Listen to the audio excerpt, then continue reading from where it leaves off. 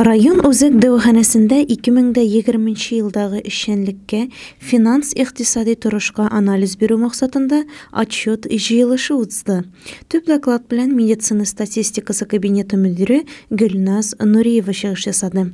2020 елда сәламәтлек саклау системасында район үзәк дәваханәсе, 4 врачлык амбулаториясе, 59 фельдшер-акушерлык пункты бар. Шул исәптән бер күчмә ФАП эшли.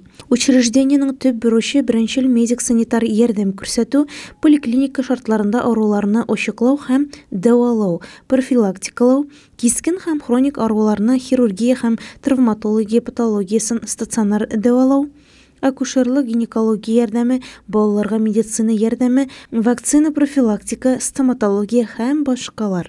Узган чорда медицина хезмәте күрсәтү өчен медицина оешмасына беркетелгән халык саны 31409 кеше тәшкил иткән.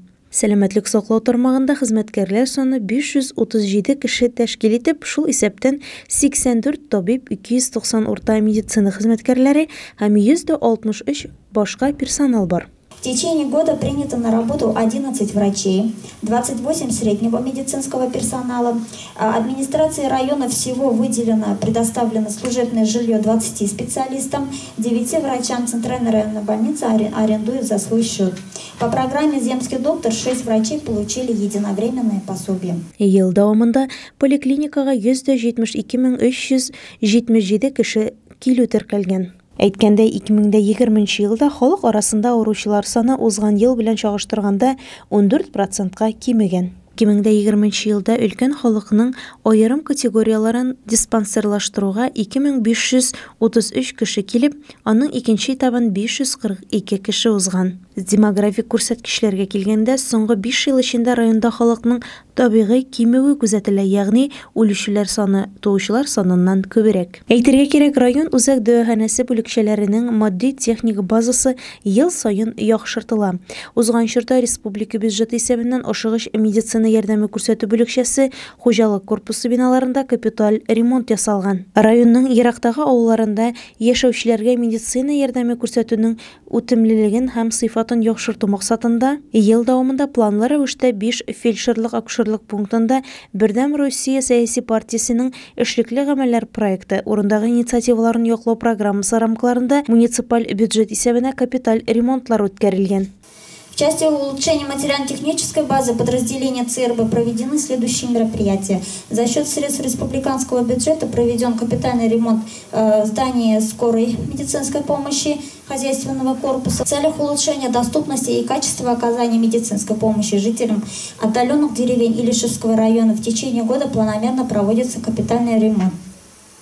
В течение года проводился ремонт в 5 ФАПах за счет средств муниципального бюджета, партийного проекта партии «Единая Россия. Реальные дела» и программы поддержки местных инициатив.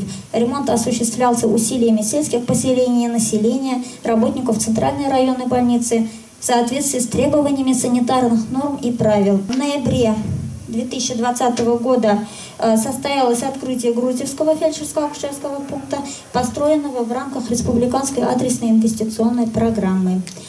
Также продолжалась в течение года реализация национальных проектов здравоохранения и демографии. В рамках проекта здравоохранения реализована установка модульных ФАП в деревне Уяндык и Ибрагим. Докладчы билгеләүенчә, агымдагы елга план бурычларда куелды.